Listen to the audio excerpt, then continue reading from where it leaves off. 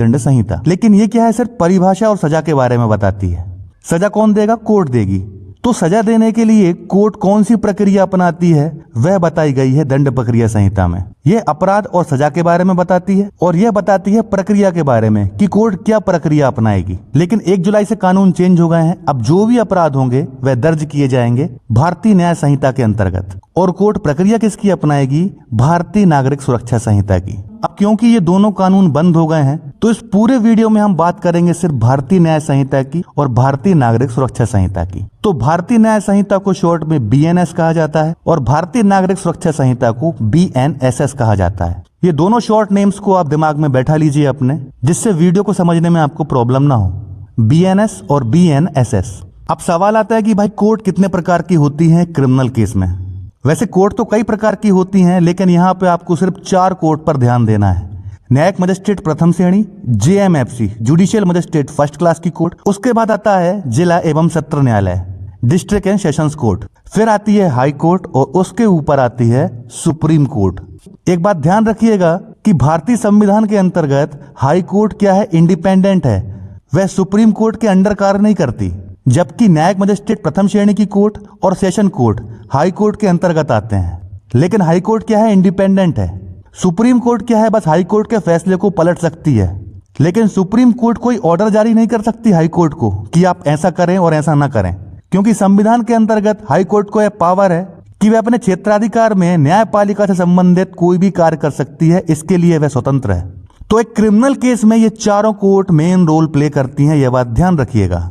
और एक बात और बता दूं कि जब भी किसी क्रिमिनल केस की शुरुआत होती है, भले ही वह हत्या और रेप का मामला ही क्यों ना हो, उस केस की शुरुआत हमेशा जुडिशियल मजिस्ट्रेट फर्स्ट क्लास की कोर्ट से होती है। जब कभी भी कोई अपराध होगा तो पुलिस उसकी चार्जशीट क्या है? जुडिशियल मजिस्ट्रेट फर्स्ट क्लास की कोर्ट में ही फाइल करेगी। हालांकि JMFC judicial magistrate first class के पास सिर्फ 3 साल तक की सजा देने का ही प्रावधान है। अब जैसे हत्या या रेप का मामला इसके पास आया JMFC के पास, तो हत्या और रेप के मामले में क्या है? मृत्यु दंड या आजीवन कारावास तक की सजा है। तो जैसे ही पुलिस चार्जशीट फाइल करेगी, मजिस्ट्रेट देखेंगे कि भाई हत्या रेप का मामला है, हमारे पास ये शक्ति नहीं है BNSS के तहत कि हम इस केस की सुनवाई कर सकें। तो ये क्या है? मामला सुपुर्द कर देंगे किसके पास? सत्र न्यायालय के पास। इसे कमिट करना बोलते हैं। लेकिन ध्यान रखिएगा, शुरुआत हमेशा मजिस्ट्रेट की कोर्ट से ही होगी, बशर्ते वह शर्त यह है, एक एक्ट आपको देखने के लिए मिलता है, the protection of child from sexual offence 2012। इसे पॉक्सो के नाम से भी जाना जाता है, लैंगिक अपराधों से बालकों का संरक्षण अधिनियम 2012।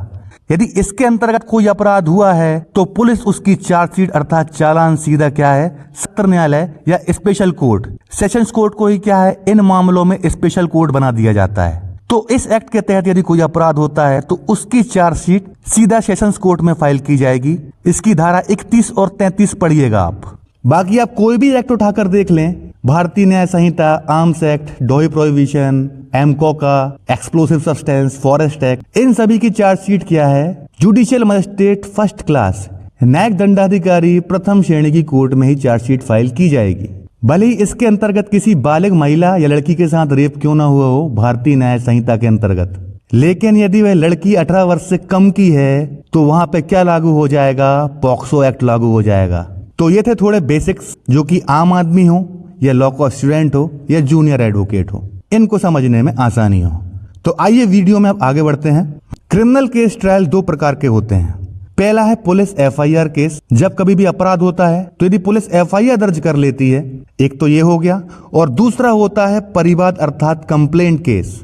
परिवाद अर्थात कंप्लेंट केस वो होते हैं जिनमें पुलिस के पास FIR दर्ज करने की पावर नहीं है या फिर पुलिस जानबूझकर FIR दर्ज नहीं करती। तो ऐसी स्थिति में क्या है? मजिस्ट्रेट के सामने डायरेक्ट परिवाद अर्थात कंप्लेंट दायर की जाती है कि हमारे साथ फलाना अपराध हुआ है और पुलिस कोई एक्शन नहीं ले रही है, इसलिए आपसे निवेदन है कि आप खुद इसमें कार्यवाही करें और पुलिस को आदेश दें कि वह FIR करे, और यदि नहीं कर रही है तो हम कंप्लेंट पर ही इस केस को आगे बढ़ाएंगे। तो यहाँ पे हम सिर्फ बात करेंगे FIR केस की। जब पुलिस FIR दर्ज करती है तब कोर्ट क्या प्रक्रिया अपनाती है। पहला केस वह होता है जो कि पुलिस FIR के आधार पर होता है। दूसरा केस है कंप्लेंट केस अर्थात परिवाद, जिसमें भारतीय नागरिक सुरक्षा संहिता BNSS की धारा 210 और 223 के तहत कोर्ट में कंप्लेंट केस अर्थात परिवाद दायर किया जाता है। यहाँ हम सिर्फ पुलिस द्वारा की गई एफआईआर के बारे में बात करेंगे। इसको हम 3 भागों में बांटेंगे।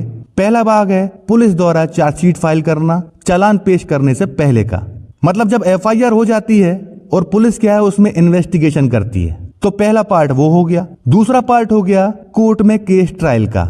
जब इन्वेस्टिगेशन पूरी हो जाने के बाद पुलिस क्या है चार्जशीट फाइल कर देगी कोर्ट में, तो उस केस में कोर्ट ट्रायल कैसे करेगी। और तीसरा भाग है जब ट्रायल कंप्लीट हो जाता है तो उसमें क्या है जजमेंट अर्थात निर्णय दिया जाता है, और निर्णय से संतुष्ट नहीं है जैसे सजा कर दी गई है तो उसके बाद अपील, फिर दया याचिका का। तो इन 3 पार्ट में पूरा वीडियो चलेगा। तो आइए पहला भाग देखते हैं। पहला भाग है पुलिस इन्वेस्टिगेशन, अर्थात जब अपराध की सूचना पुलिस को मिल जाती है तो वह उसमें जांच कैसे करती है। अपराध होने के बाद सबसे पहला काम होता है उस अपराध की सूचना पुलिस को देना। जो व्यक्ति अपराध की सूचना देता है वह शिकायतकर्ता कहलाता है। जिस व्यक्ति के साथ अपराध किया जाता है वह विक्टिम, फरियादी या पीड़ित कहलाता है, और जो व्यक्ति अपराध करता है वह एक्सक्यूज्ड, आरोपी या अभियुक्त कहलाता है। पुलिस को अपराध की सूचना देने वाला व्यक्ति पीड़ित नहीं भी हो सकता, जैसे कोई व्यक्ति जिसने सिर्फ अपराध होते हुए देखा हो लेकिन वह व्यक्ति उस अपराध से पीड़ित ना हो अर्थात उसका हिस्सा ना हो, वह व्यक्ति भी शिकायतकर्ता हो सकता है। अब यहाँ पे आपके सामने एक इमेज है, ये क्या है फरियादी, विक्टिम, पीड़ित है।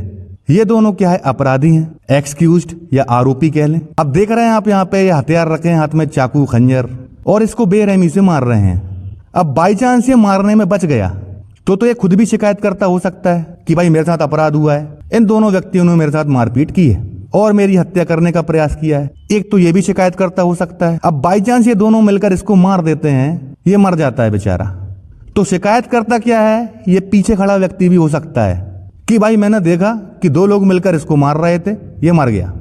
अब बाई चांस ये डर रहा है कि भैया ऐसा ना हो मैंने शिकायत कर दी तो ये दोनों मिलकर मुझे भी खत्म कर दें, तो ये क्या है पुलिस को बस खबर देगा कि साहब मैंने मर्डर होते हुए देखा है, मेरा नाम नहीं आना चाहिए, मैंने आपके हाथ पैर जोड़े।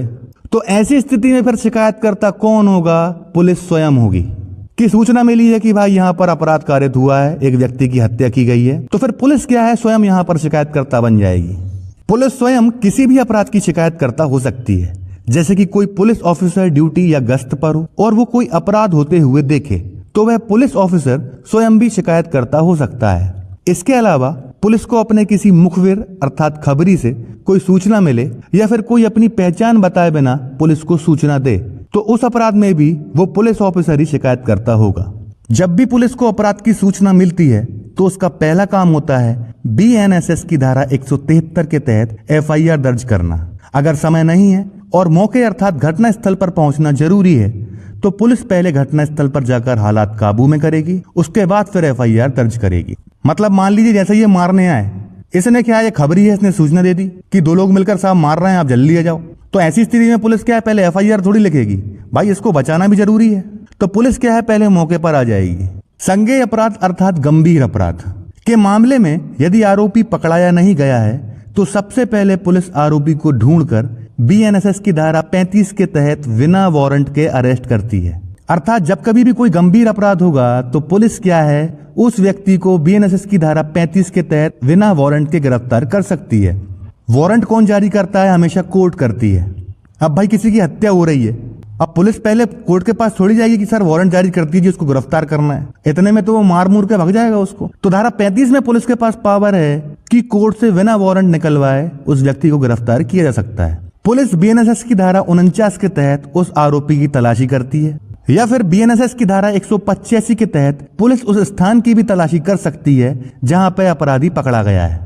अब जैसा कि आप यहाँ पे देख सकते हैं पुलिस ने धारा 35 के तहत बिना वारंट के इसको अरेस्ट कर लिया है क्योंकि इसने क्या है हत्या कर दी है। अब बीएनएसएस की धारा 49 के तहत पुलिस क्या है इसकी तलाशी कर सकती है कि भाई इसने बॉडी में कोई छुपाया है क्या, हथियार वगैरह पैंट में रखा हो या पीछे छुपा लिया हो। और बीएनएसएस की धारा 185 के अंतर्गत पुलिस क्या है उस स्थान की भी तलाशी कर सकती है जहां पर वह व्यक्ति पकड़ाया गया है। मान लीजिए अपराधी इस घर में छुपा बैठा था तो अब पुलिस क्या है इस पूरे घर की तलाशी कर सकती है धारा 185 बीएनएसएस के तहत। जो भी सामान उस आरोपी के पास होता है सिर्फ उसके कपड़ों को छोड़कर वह सभी सामान पुलिस द्वारा अपनी अभिरक्षा अर्थात कस्टडी में रख लिया जाता है अर्थात जब्त कर लिया जाता है। उस सामान की जब्ती रसीद भी पुलिस द्वारा आरोपी को दी जाती है। इसके बाद पुलिस बीएनएसएस की धारा 36 गा के तहत उस आरोपी के किसी भी परिचित या रिश्तेदार व्यक्ति को आरोपी के गिरफ्तार होने की खबर करेगी। मतलब उसके परिवार के सदस्य को फोन लगा के बोल देगी या घर जाके सूचना देगी कि भाई तुम्हारे घर के इस व्यक्ति ने अपराध किया है, उसको हमने गिरफ्तार कर लिया है। अगर जरूरी हुआ तो आरोपी के दिए गए पते पर किसी पुलिस अफसर द्वारा जाकर उसके घर वालों को इत्तला की जाएगी। पुलिस एफआईआर करने से पहले या एफआईआर करने के बाद जैसा भी उचित समझे वैसे अपराधी एवं पीड़ित व्यक्ति को बीएनएसएस की धारा 51, 52, 53, 184 और 397 के तहत मेडिकल परीक्षण के लिए पास के सरकारी या प्राइवेट हॉस्पिटल में लेकर जाएगी। बीएनएस अर्थात भारतीय न्याय संहिता की धारा 30 के अनुसार भी एक डॉक्टर घायल या रोगी व्यक्ति का उसकी सहमति के बिना उसके जीवन की रक्षा करने के लिए इलाज कर सकता है। बीएनएस की धारा 200 के तहत भी कोई भी हॉस्पिटल पीड़ित व्यक्ति का इलाज करने से मना नहीं कर सकता। यदि मामला रेप का है तो बीएनएसएस की धारा 184(6) के तहत डॉक्टर को रेप की जांच की रिपोर्ट 7 दिन के अंदर पुलिस थाने में भेजनी पड़ेगी। पहले क्या है, सीआरपीसी में क्या है, ये 7 दिन की लिमिट नहीं थी, आराम से 5-6 महीने साल भर में रिपोर्ट आ रही है। लेकिन अब यदि रेप का मामला आता है सामने तो धारा 184(6) के तहत डॉक्टर या फॉरेंसिक हो, उनको क्या है 7 दिन के अंदर थाने में रिपोर्ट भेजनी पड़ेगी। मान लीजिए रेप हुआ तो दोनों के डीएनए सैंपल्स लिए जाएंगे, वेजिनल साइट्स का सैंपल लिया जाएगा, प्यूबिक हेयर का सैंपल लिया जाएगा और जो अपराधी है पुरुष है उसके सीमन का सैंपल भी लिया जाएगा। ये सारे सैंपल क्या है फॉरेंसिक में भेज दिए जाएंगे और 7 दिन के अंदर डॉक्टर्स को उसकी रिपोर्ट क्या है थाने भेजनी पड़ेगी। अब 184(6) में क्या है, नया नियम आ गया है। इन सब कार्रवाइयों के बाद अगर पुलिस को लगता है कि जिस धारा में केस बनता है वो धारा जमानती है या फिर पुलिस के पास आरोपी के विरुद्ध पर्याप्त सबूत नहीं है तो दोनों ही स्थितियों में आरोपी को बीएनएसएस की धारा 478 के तहत पुलिस थाने से ही छोड़ दिया जाएगा। इसके लिए पुलिस द्वारा किसी बेल बॉन्ड की मांग की जा सकती है। अगर अपराध गैर जमानती धाराओं में है, उदाहरण के लिए जैसे कि बीएनएस भारतीय न्याय संहिता की धारा 64 के तहत रेप का या धारा 103 हत्या का मामला है, तो फिर बीएनएसएस की धारा 58 के तहत पुलिस आरोपी को अरेस्ट करने के 24 घंटे के अंदर मजिस्ट्रेट के सामने पेश करेगी। जैसा कि मैंने स्टार्टिंग में बताया था कि हर केस की शुरुआत मजिस्ट्रेट की कोर्ट से ही होती है, भले ही वो हत्या रेप का मामला क्यों ना हो। धारा 58 के तहत पुलिस क्या है आरोपी को अरेस्ट करने के 24 घंटे के अंदर मजिस्ट्रेट के सामने पेश करेगी। क्योंकि गिरफ्तारी की बात आई है, अरेस्ट की बात आई है, तो एक नोट लगा दिया है मैंने यहाँ पे जो कि बहुत इंपॉर्टेंट है। ऐसे अपराध जिनमें 7 वर्ष तक की सजा है उनमें पुलिस किसी भी व्यक्ति को गिरफ्तार नहीं कर सकती। पुलिस द्वारा उस व्यक्ति को थाने से सिर्फ नोटिस देकर छोड़ दिया जाएगा और जब पुलिस कोर्ट में चालान अर्थात चार्जशीट पेश करेगी उस दिन उस व्यक्ति को सीधा कोर्ट में हाजिर होना होगा और कोर्ट से जमानत लेनी होगी। भारतीय न्याय संहिता का कोई भी अपराध हो या कोई अदर क्रिमिनल एक्ट क्यों ना हो, यदि अपराधी के ऊपर इनमें से कोई धारा लगाई गई है और उस धारा की अधिकतम सजा 7 साल तक की है तो ऐसी स्थिति में पुलिस उस व्यक्ति को गिरफ्तार नहीं करेगी जब तक अति आवश्यक ना हो। गिरफ्तार किया है तो क्यों किया है भैया, उसका कारण भी पुलिस को बताना पड़ेगा।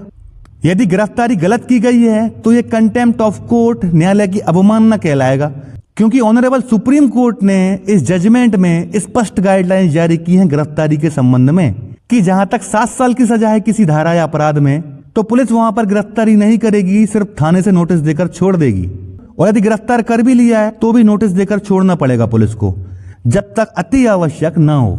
ये गाइडलाइन सुप्रीम कोर्ट ने इस केस में जारी की हैं। केस का नाम है Arnesh Kumar versus state of Bihar and another's. Citation है AIR 2014 SC 2756। जजमेंट की डेट है 2 जुलाई 2014। तो पुलिस वाले यदि परेशान करते हैं थाने में बैठा के तो इसकी शिकायत आप SP या कमिश्नर को कर सकते हैं या फिर हाई कोर्ट या सुप्रीम कोर्ट में रिट पिटीशन भी दायर कर सकते हैं। जब गंभीर अपराध में पुलिस द्वारा गिरफ्तारी के 24 घंटे के अंदर आरोपी को मजिस्ट्रेट के सामने पेश कर दिया जाता है तो इसके बाद पुलिस मजिस्ट्रेट से आरोपी की पुलिस कस्टडी मांगती है। पुलिस कस्टडी का मतलब होता है कि आरोपी को थाने ले जाकर उससे पूछताछ करना, जैसे घटना कैसे हुई, कहाँ हुई, हथियार कहाँ पर छुपा के रखा है, अपराध में कौन कौन शामिल था, ये सब बातें पुलिस क्या है पुलिस थाने में पूछती है। इसके लिए पुलिस क्या है पुलिस कस्टडी मांगती है मजिस्ट्रेट से। अब बीएनएसएस की धारा 187 के तहत यह मजिस्ट्रेट के ऊपर है कि आरोपी को पुलिस कस्टडी में भेजना है या नहीं। यदि पुलिस बोल देती है कि सर ये आरोपी जो है इन्वेस्टिगेशन में सहयोग नहीं कर रहा है इसलिए इसकी क्या है पुलिस कस्टडी दी जाए जिससे जांच पूरी हो सके। अब आमतौर पर क्या है मजिस्ट्रेट कस्टडी देने से मना नहीं करते, मजिस्ट्रेट कस्टडी दे देंगे। यदि मजिस्ट्रेट को आरोपी को पुलिस कस्टडी में भेजना है तो बीएनएसएस की धारा 187(3) के तहत पुलिस कस्टडी 15 दिन से अधिक की नहीं होगी। और यदि पुलिस कस्टडी में नहीं भेजना तो फिर मजिस्ट्रेट द्वारा आरोपी को जुडिशियल कस्टडी में जेल भेज दिया जाएगा। एक होती है पुलिस कस्टडी, एक होती है जुडिशियल कस्टडी। पुलिस कस्टडी कब दी जाती है? जब आरोपी से पूछताछ करनी हो, हथियार जब्त करना हो। ऐसी स्थिति में पुलिस क्या है, मजिस्ट्रेट से पुलिस कस्टडी मांगती है। और जुडिशियल कस्टडी कब होती है? जब पुलिस मना कर दे कि भाई आप कस्टडी नहीं चाहिए, हमें जो पूछताछ करनी थी हमने कर ली है। लेकिन यदि आरोपी को छोड़ दिया गया तो यह क्या है, साक्ष्य को प्रभावित कर सकता है, गवाहों को डरा धमका सकता है। इसलिए इसको क्यों ना जेल भेज दिया जाए, वहीं शांति से पड़ा रहेगा ये। तो इस जेल भेजने को ही क्या है, जुडिशियल कस्टडी कहा जाता है। फिर आरोपी को जमानत देने की पावर मजिस्ट्रेट के पास ही होगी। लेकिन यदि केस सेशन कोर्ट, सत्र न्यायालय द्वारा विचारणीय है, जैसा कि हत्या या रेप का मामला, तो मजिस्ट्रेट बीएनएसएस की धारा 232 के तहत कमिट करने की प्रक्रिया पूरी करने के बाद केस को सेशन कोर्ट को सुपुर्द अर्थात कमिट कर देंगे। क्योंकि बीएनएसएस की धारा 23 के तहत मजिस्ट्रेट के पास केवल उन अपराधों का विचारण करने की शक्ति है जिनमें केवल 3 वर्ष तक की सजा या 10,000 रुपए जुर्माना या सामुदायिक सेवा, कम्युनिटी सर्विस की सजा है। जबकि बीएनएसएस की धारा 22 के तहत सत्र न्यायाधीश अर्थात सेशंस कोर्ट के पास मृत्यु दंड देने की शक्ति है। तो हत्या और रेप के मामले में अधिकतम सजा क्या है? मृत्यु दंड या आजीवन कारावास। तो ऐसे मामले को मजिस्ट्रेट क्या है, सुन नहीं सकते, क्योंकि 3 साल तक की सजा ही दे सकता है एक मजिस्ट्रेट। अब चूंकि हत्या और रेप का मामला क्या है, 3 साल से ऊपर की सजा वाला है, आजीवन कारावास, मृत्यु दंड तक की सजा है इसमें। तो मजिस्ट्रेट क्या है, मामले को सेशंस कोर्ट के पास भेज देते हैं। अर्थात इस केस की सुनवाई अब सेशंस कोर्ट करेगा, क्योंकि हमारे पास पावर नहीं है। तो इसे कहते हैं मामले को कमिट करना। इसलिए गंभीर धाराओं में किए गए अपराधों की सुनवाई मजिस्ट्रेट नहीं कर सकते, और इसीलिए मजिस्ट्रेट को केस सत्र न्यायालय के पास भेजना अर्थात सुपुर्द करना या कमिट करना पड़ता है। आरोपी द्वारा जमानत या अग्रिम जमानत लेना, रेगुलर बेल और एंटिसिपेटरी बेल।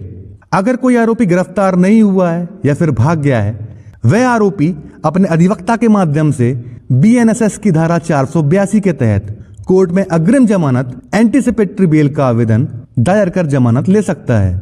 या फिर पुलिस द्वारा कोर्ट में चार्जशीट दायर हो जाने के बाद पुलिस या कोर्ट के सामने समर्पण करके बीएनएसएस की धारा 480 के तहत मजिस्ट्रेट की कोर्ट से और धारा 483 के तहत सत्र न्यायाधीश अर्थात सेशन जज की कोर्ट से नियमित जमानत रेगुलर बेल ले सकता है। शिकायतकर्ता या पीड़ित अर्थात विक्टिम व्यक्ति चाहे तो उसी कोर्ट में जिस कोर्ट में एंटिसिपेटरी बेल या रेगुलर बेल आरोपी ने दायर की है, उसी कोर्ट में फरियादी अर्थात पीड़ित व्यक्ति या शिकायतकर्ता बेल में आपत्ति या फिर उस बेल के खिलाफ ऊपर की कोर्ट में जैसे कि सेशंस कोर्ट, हाई कोर्ट, फिर सुप्रीम कोर्ट में बीएनएसएस की धारा 483(3) के तहत बेल कैंसिलेशन फाइल कर सकता है, जिससे कि आरोपी को जमानत न मिल सके, और यदि मिल गई है तो जमानत रद्द करवाई जा सके। मान लीजिए आरोपी ने क्या है, बेल का एप्लीकेशन लगाया, एंटिसिपेटरी बेल हो या फिर चार्जशीट फाइल हो गई हो तो रेगुलर बेल। अब फरियादी के पास क्या है, ऑप्शन है 483 सब सेक्शन 3 के तहत कि वह कोर्ट में क्या है आपत्ति लगाएगा कि भाई इसको जमानत ना दी जाए, ये जेल में ही अच्छा है, बाहर निकलेगा तो गवाहों को धमकाएगा, डराएगा और एविडेंस अर्थात साक्ष्य को क्या है प्रभावित करेगा, इसलिए इसको बेल न दी जाए। तो पीड़ित व्यक्ति चाहे तो बेल कैंसिलेशन के लिए फाइल कर सकता है। पुलिस द्वारा केस में इन्वेस्टिगेशन करना और सबूत इकट्ठा करना। ऊपर बताई गई सभी कार्रवाइयां और एफआईआर रजिस्टर्ड होने के बाद पुलिस का काम होता है कि वह केस की निष्पक्ष जांच करे और कोर्ट में चार्जशीट फाइल करे। जो व्यक्ति केस की जांच करता है उसे आईओ अर्थात इन्वेस्टिगेशन ऑफिसर कहा जाता है। आईओ कौन हो सकता है भाई? इन्वेस्टिगेशन ऑफिसर पुलिस का ही व्यक्ति होगा, जैसे एसडीओपी हो गए, sub divisional officer of police. Inspector को ही क्या चालू भाषा में टीआई कहा जाता है, टाउन इंचार्ज, या फिर एसआई सब इंस्पेक्टर। जो भी केस की जांच करता है वो क्या है, इन्वेस्टिगेशन ऑफिसर आईओ कहलाता है। आईओ केस की जांच करता है, घटना की जगह का नक्शा बनवाता है। मान लीजिए हत्या रेप का मामला है तो उस क्षेत्र के पटवारी को बुलाया जाएगा नक्शा बनाने के लिए। एक तो पुलिस खुद भी नक्शा बनाएगी, एक नक्शा क्या है पटवारी से भी बनवा लेगी, क्योंकि पटवारी क्या है नक्शे का एक्सपर्ट होता है। जरूरी कागजात और सबूत व्यक्तियों से या डिपार्टमेंट से लेती है पुलिस। फिर गवाहों के धारा 180 बीएनएसएस में बयान दर्ज करती है। आदि काम पुलिस क्या है करती है। अगर इन्वेस्टिगेशन ऑफिसर जांच में यह पाता है कि शिकायतकर्ता की शिकायत झूठी है या पर्याप्त आधार अथवा साक्ष्य नहीं है कि आरोपी के विरुद्ध एफआईआर दर्ज की जाए, तो पुलिस बीएनएसएस की धारा 189 के तहत फॉल्स रिपोर्ट एफआर, जिसे क्लोजर रिपोर्ट भी कहा जाता है, कोर्ट के सामने फाइल करके केस को खत्म कर सकती है। मान लीजिए किसी ने क्या झूठी शिकायत कर दी, अब पुलिस जांच करती है और देखती है कि भाई यार अपराध तो बन ही नहीं रहा है, ये तो झूठी रिपोर्ट है, या फिर ऐसा कोई सबूत ही नहीं मिल रहा, या ऐसा कोई आधार ही नहीं है कि आरोपी के खिलाफ एफआईआर दर्ज की जाए। तो शिकायतकर्ता ने जो शिकायत की है उस शिकायत में पुलिस क्या है, धारा 189 के तहत false report, closure report court के सामने फाइल करके केस खत्म कर देगी।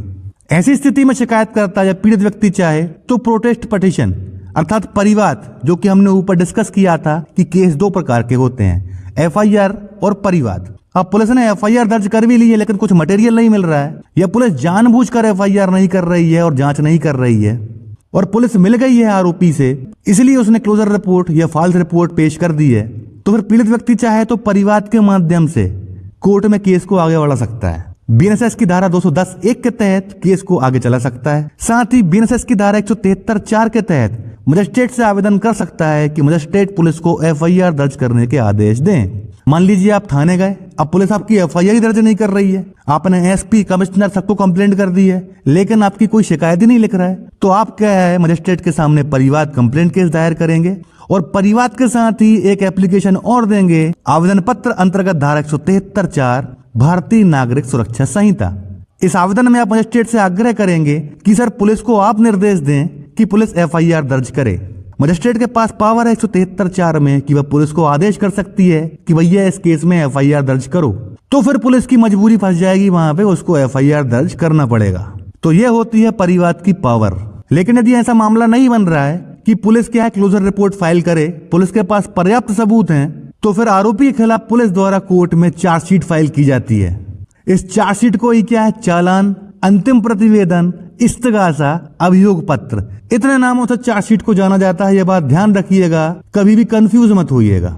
चार्जशीट को क्या है 5 नामों से जाना जाता है, लेकिन हम यहाँ पे 2 ही नाम लेके चलेंगे जिससे कंफ्यूजन ना हो, या तो आपको चार्जशीट दिखेगा या फिर चालान दिखेगा। तो पुलिस द्वारा क्या है कोर्ट में चार्जशीट फाइल कर दी जाती है। यदि आरोपी के पास भी पुख्ता सबूत हैं कि पुलिस द्वारा उसे झूठा फंसाया गया है और उसके ऊपर गलत रूप से एफआईआर दर्ज की गई है, तो एफआईआर निरस्त अर्थात एफआईआर को क्वॉश कराने के लिए बीएनएसएस की धारा 528 के तहत आरोपी क्या है उच्च न्यायालय हाई कोर्ट में पिटीशन दायर कर सकता है जिससे कि एफआईआर निरस्त की जा सके। मतलब कि आपको किसी केस में झूठा फंसा दिया गया है और आपके पास पर्याप्त सबूत हैं कि भाई आपके ऊपर गलत एफआईआर हुई है, तो उस एफआईआर को निरस्त कराने के लिए आपको क्या है हाई कोर्ट के पास जाना पड़ेगा, क्योंकि एफआईआर को रद्द करने की पावर हाई कोर्ट के पास ही है। बीएनएसएस की धारा 528 में हमें देखने को मिलता है उच्च न्यायालय की अंतर्निहित शक्तियां, inheritance power of high court. और हाई कोर्ट को लगता है कि भाई यार सही में इस बंदे के ऊपर गलत एफआईआर की गई है पुलिस ने, और यदि हाई कोर्ट को लगता है कि हाँ यार आरोपी ने पर्याप्त मटेरियल हमारे सामने रख दिया है कि ये स्पष्ट है कि इसके ऊपर गलत एफआईआर की गई है, तो फिर हाई कोर्ट चाहे तो उस व्यक्ति के खिलाफ की गई एफआईआर को क्या है निरस्त कर सकती है, केस वहीं के वहीं खत्म हो जाएगा। लेकिन यदि ऐसा नहीं होता तो फिर आगे यह स्थिति बनती है कि बीएनएसएस की धारा 187(3) के तहत पुलिस द्वारा किसी भी क्रिमिनल केस में चार्जशीट अर्थात चालान फाइल करने की समय सीमा 60 दिन या 90 दिन होती है, जो कि केस की धाराओं पर निर्भर करती है। जो केस बड़ी धाराओं में रजिस्टर्ड होते हैं अर्थात मृत्यु, आजीवन कारावास या 10 वर्ष से ऊपर की सजा के होते हैं, ऐसे मामलों में पुलिस क्या है 90 दिनों में कोर्ट में चार्जशीट फाइल कर सकती है। यदि वे अपराध जिनमें 10 वर्ष से कम की सजा है तो उन सभी धाराओं में 60 दिन में पुलिस को चार्जशीट फाइल करनी होती है कोर्ट में। यदि पुलिस समय सीमा में चार्जशीट दाखिल नहीं करती कोर्ट में, तो बीएनएसएस की धारा 187 और भारतीय संविधान के अनुच्छेद 21 के तहत ही आरोपी को जमानत मिलने का अधिकार प्राप्त हो जाता है। इस जमानत को डिफॉल्ट बेल भी कहा जाता है। लेकिन इस समय सीमा का नियम तभी लागू होता है जब आरोपी जेल में हो और उसकी जमानत नहीं हुई हो। अगर आरोपी जमानत पर जेल से बाहर है तो पुलिस चार्जशीट फाइल करने में 60 दिन या 90 दिन से ज्यादा समय भी लगा सकती है। भाई सीधी सी बात है कि यदि किसी गंभीर मामले में पुलिस को चार्जशीट अर्थात चालान कोर्ट में पेश करना हो, उन धाराओं का अपराध जिनमें 10 वर्ष से ऊपर तक की सजा है या फिर आजीवन कारावास या फिर मृत्युदंड तक की सजा है, मान लीजिए रेप या हत्या का मामला या पॉक्सो के अंतर्गत मामला, तो ऐसे मामलों में पुलिस को क्या है 90 दिन में चार्जशीट फाइल करनी होती है। यदि पुलिस 90 दिन में चार्जशीट फाइल नहीं करती तो जैसे ही 91वां दिन चालू हुआ 91st डे, तुरंत आपको बीएनएसएस की धारा 187 के तहत उसी कोर्ट में डिफॉल्ट बेल के लिए एप्लीकेशन फाइल करनी है कि भैया चालान पेश नहीं कर रहे, हमको जमानत दी जाए। लेकिन ध्यान रखिएगा यदि 91वें दिन जैसे ही कोर्ट खुली 10:30 बजे एग्जैक्ट आपको तुरंत कोर्ट पहुंच जाना है, क्योंकि आपसे पहले यदि चालान लेके पुलिस थाने से कोई पुलिस वाला पहुंच गया और उसने चालान पेश कर दिया तो फिर आप डिफॉल्ट बेल फाइल नहीं कर पाएंगे। मतलब वकील की और पुलिस वाले की रेस लगी है यहाँ पे। 91वें दिन पहले कोर्ट कौन पहुंच जाएगा। भाई इसके कोर्ट पहुंचने से पहले आप पहुंच जाओ और डिफॉल्ट बेल की एप्लीकेशन फाइल कर दो तो आपको डिफॉल्ट बेल मिल जाएगी। लेकिन यदि पहले ये पहुंच गया पुलिस वाला चार्जशीट अर्थात चालान लेकर तो फिर डिफॉल्ट बेल आपकी नहीं लगा पाएंगे आप, क्योंकि चार्जशीट फाइल कर दी उसने कोर्ट पहुंचकर। लेकिन डिफॉल्ट बेल का नियम कब लागू होगा, जब आरोपी जेल में हो। यदि जेल से बाहर है, वो जमानत पर पहले से ही है, तो फिर पुलिस क्या है आराम से चालान पेश करेगी, कोई जल्दी नहीं है उसे। कई बार 180 दिन भी ले लेती है पुलिस चार्जशीट फाइल करने में। जैसा कि यहाँ पर लिखा भी है कि अगर आरोपी जमानत पर जेल से बाहर है तो पुलिस चार्जशीट फाइल करने में 60 दिन या 90 दिन से ज्यादा समय भी लगा सकती है। अब भाई सवाल यह आता है कि चार्जशीट में क्या चीजें शामिल होती हैं। तो पुलिस द्वारा क्रिमिनल केस ट्रायल में जो चार्जशीट फाइल की जाती है अर्थात चालान पेश किया जाता है, उनमें ये चीजें होती हैं। पहला, दोनों पार्टियों अर्थात शिकायतकर्ता, पीड़ित और आरोपी का नाम, अपराध की सूचना की प्रकृति कि पुलिस को अपराध की सूचना कैसे मिली, शिकायतकर्ता और पीड़ित की शिकायत अर्थात जो बयान उसने दिए थे, जो शिकायत उसने लिखाई थी, पीड़ित और आरोपी की मेडिकल रिपोर्ट जो डॉक्टर भेजेंगे थाने में एग्जामिन करने के बाद, आरोपी की गिरफ्तारी से संबंधित पेपर जैसा कि उसको अरेस्ट करते हैं, फिर सामान जब्त करते हैं जैसा कि हमने ऊपर डिस्कस किया था, जो तलाशी की थी उन्होंने घर की, तो जो सामान मिला, जो गिरफ्तारी पंचनामा बनाया, ये सब चीजें भी क्या है चार्जशीट में होती हैं। उसके बाद पुलिस थाने में जो बयान लेती है बीएनएसएस की धारा 180 के तहत वो लगे रहेंगे। आरोपी से जब्त किया हुआ हथियार या सामान, जो भी हथियार की जब्ती की गई है या सामान जब्त किया गया है वह भी रहेगा चार्जशीट के साथ। घटना स्थल का नक्शा रहेगा पुलिस का, पटवारी का, जो भी उन्होंने बनाया था, और यदि अन्य कोई पेपर मिलते हैं तो वो रहेंगे। और अब भारतीय नागरिक सुरक्षा संहिता में एक नया नियम और आ गया है। वह नया नियम क्या है कि पुलिस को धारा 176 के तहत घटना स्थल की वीडियोग्राफी भी करनी पड़ेगी और फॉरेंसिक रिपोर्ट भी बुलवानी पड़ेगी। तो यहाँ पे क्या है, चार्जशीट फाइल हो गई है, इन्वेस्टिगेशन का ये पार्ट अब खत्म हो गया है, पुलिस के हाथ यहाँ से टूट चुके हैं। अब पुलिस कुछ नहीं कर सकती, जो भी करना है अब क्या है कोर्ट करेगी, क्योंकि पुलिस ने चार्जशीट कोर्ट में फाइल कर दी है। अब आता है दूसरा भाग क्रिमिनल केस ट्रायल का, अर्थात जब चार्जशीट फाइल हो जाती है तो कोर्ट क्या प्रक्रिया अपनाएगी। पुलिस द्वारा कोर्ट में चार्जशीट अर्थात चालान दायर करने के बाद आरोपी पर क्रिमिनल केस ट्रायल शुरू हो जाता है। यदि चार्जशीट और बयानों को देखने के बाद मजिस्ट्रेट को लगता है कि आरोपी के ऊपर केस चलाने के लिए पर्याप्त आधार नहीं है, अर्थात प्रथम दृष्टया मामला प्राइमा फेस केस नहीं बन रहा है जिस पर आरोपी के खिलाफ चार्ज लगाकर केस को आगे चलाया जा सकता है, तो मजिस्ट्रेट आरोपी को बीएनएसएस की धारा 262 के तहत, इसी प्रकार सेशंस कोर्ट द्वारा बीएनएसएस की धारा 250 के तहत, और परिवाद अर्थात कंप्लेंट केस में मजिस्ट्रेट द्वारा बीएनएसएस की धारा 268 के तहत उन्मोचित अर्थात डिस्चार्ज कर दिया जाता है। देखिए, दो शब्द देखने के लिए मिलते हैं हमें, एक होता है उन्मोचित और एक होता है दोष मुक्त या फिर बरी कह लीजिए। तो उन्मोचित का अर्थ होता है कि आरोपी तेरे खिलाफ अभी कोई मामला नहीं बन रहा है, इसलिए तुझे क्या है छोड़ा जा रहा है, लेकिन यदि कुछ मिल गया तेरे खिलाफ सबूत तो तेरे ऊपर वापस केस चालू हो जाएगा, यह बात ध्यान रखना। तो इसे कहते हैं उन्मोचित करना अर्थात उन्मोचन। और एक होता है दोष मुक्त अर्थात बरी, वो क्या है केस के अंत में होता है कि भाई पूरे मामले का विचारण हो गया है, आरोपी के खिलाफ कोई अपराध नहीं बनता है, इसलिए उसे क्या है दोष मुक्त किया जा रहा है, अब इसके ऊपर फिर से कोई सुनवाई नहीं होगी, तो वह होता है दोष मुक्त या बरी। तो चार्जशीट को देखने के बाद यदि मजिस्ट्रेट को लगता है कि भाई आरोपी के विरुद्ध क्या है कोई मामला नहीं बन रहा यार, फालतू केस चलाना है अभी इसके ऊपर, तो मजिस्ट्रेट क्या है उस आरोपी को उन्मोचित कर सकते हैं। लेकिन यदि मजिस्ट्रेट को लगता है कि केस चलाने के लिए पर्याप्त आधार हैं, तो फिर आरोपी के विरुद्ध क्या है ट्रायल शुरू किया जाता है। सबसे पहले आरोपी को या उसके अधिवक्ता को चार्जशीट की अर्थात चालान की कॉपी दी जाती है। अगर कॉपी में कोई कमी है या चार्जशीट से संबंधित दस्तावेज नहीं दिए गए हैं तो आरोपी के अधिवक्ता बीएनएसएस की धारा 230 के तहत कोर्ट के सामने आवेदन करके उन दस्तावेजों की कॉपी कोर्ट से लेते हैं या फिर चार्जशीट की कमियों को कोर्ट में बताकर ऑर्डर शीट पर लेखबद्ध करवाते हैं। भाई जैसे ही चार्जशीट पेश की जाएगी उसकी एक कॉपी क्या है आरोपी को दी जाती है या उसके अधिवक्ता को दी जाती है। अब मान लीजिए पुलिस ने जांच जो की थी, नक्शा मौका बनाया था, जब्ती की थी, बयान लिए थे, उनमें से कोई चीज की कमी है, वो चार्जशीट के साथ हमको नहीं मिले, या तो फोटोकॉपी अच्छे से नहीं की होगी या फिर पेज गायब है उसमें से, तो ऐसी स्थिति में क्या आरोपी के अधिवक्ता कोर्ट से रिक्वेस्ट कर सकते हैं कि भाई ये पुलिस वालों ने हमको चार्जशीट की कॉपी नहीं दी है, ये जो कॉपी दी है वो सही नहीं है या फिर उसमें कोई कमी है, पेपर्स पूरे नहीं है। अब पुलिस वाले बोलते हैं कि सर एक ही कॉपी है, हम इनको कल ला के दे देंगे, तो फिर ऐसी स्थिति में आरोपी के एडवोकेट क्या है इस बात को ऑर्डर शीट पर लिखवा देंगे। ऑर्डर शीट क्या होती है, केस में हर पेशी पर कोर्ट में क्या कार्रवाई हुई उस ऑर्डर शीट में यह लिखा होता है। तो ऑर्डर शीट में अपन लिखवा देंगे चार्जशीट की कॉपी अपूर्ण है या अप्राप्त है, आरोपी के अधिवक्ता द्वारा मौखिक निवेदन किया गया, पुलिस द्वारा आरोपी के अधिवक्ता को चार्जशीट की कॉपी उपलब्ध कराने के लिए एक समय मांगा गया। तो ये क्या है, आप ऑर्डर शीट पर लिखवा दें जिससे बाद में दिक्कत ना हो। नहीं तो आप 1-2 महीने बाद बोलें कि सर कॉपी नहीं मिली, तो फिर क्या है, कोर्ट उसको कंसिडर नहीं करेगी कि भाई आप जब क्या कर रहे थे जब चार्जशीट फाइल की गई थी। अब जब चार्जशीट फाइल कर दी जाती है कोर्ट में और आरोपी के अधिवक्ता अपीयर हो जाते हैं और चार्जशीट की कॉपी देने की कार्रवाई पूरी हो जाती है, तो फिर क्या है, चार्ज पर बहस अर्थात आर्ग्यूमेंट होते हैं। इसके लिए क्या है, एक पेशी नियत की जाती है। चार्ज का मतलब होता है आरोपी पर धाराएं लगाना कि किस धारा में उस पर केस बनता है और किन धाराओं में उस पर केस चलना चाहिए। इसे चार्ज फ्रेम करना कहा जाता है। अब मान लीजिए चार्जशीट पेश की गई और पुलिस ने क्या है, चार्जशीट में लिख दिया कि धारदार हथियार से सर पे वार करना पाया गया। अब उसी चार्जशीट में क्या है, डॉक्टर की मेडिकल रिपोर्ट भी लगी है। अब मेडिकल रिपोर्ट में डॉक्टर ये लिख रहा है कि वह किसी हार्ड ऑब्जेक्ट से आ सकती है, वो धारदार हथियार मेंशन नहीं कर रहा। अब यदि धारदार हथियार लिख दिया तो क्या है, गंभीर धारा का केस बन गया।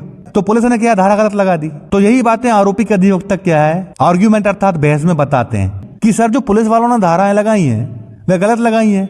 डॉक्टर कुछ बोल रहा है, पुलिस वाले कुछ धारा लगा रहे हैं। तो इसे ही क्या है, चार्ज फ्रेम करना कहा जाता है। अब ये कोर्ट के पास है कि भाई पुलिस ने जो धाराएं लगाई हैं उसी में केस को आगे चलाना है कि हम धाराएं चेंज कर सकते हैं। चार्जशीट को पढ़ने के बाद यदि कोर्ट को लगे कि आरोपी पर चार्ज फ्रेम करना बनता है लेकिन पुलिस ने जो धाराएं लगाई हैं वह धाराएं सही नहीं है, तो कोर्ट बीएनएसएस की धारा 239 और 244 के तहत उन धाराओं को बदलकर नई धाराओं में भी चार्ज लगा सकती है कि भाई पुलिस की धाराएं हटाई जाती हैं, इन धाराओं में केस चलेगा जो हम लगा रहे हैं। इसे ही क्या है, चार्ज फ्रेम करना कहा जाता है।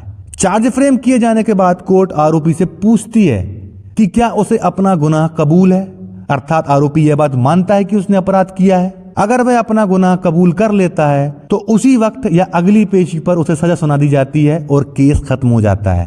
लेकिन आमतौर पर आरोपी द्वारा गुनाह कबूल नहीं किया जाता और कोर्ट में आरोपी कहता है कि वह क्रिमिनल केस ट्रायल फेस करेगा, अर्थात वह विचारण का सामना करेगा, जुर्म अस्वीकार है।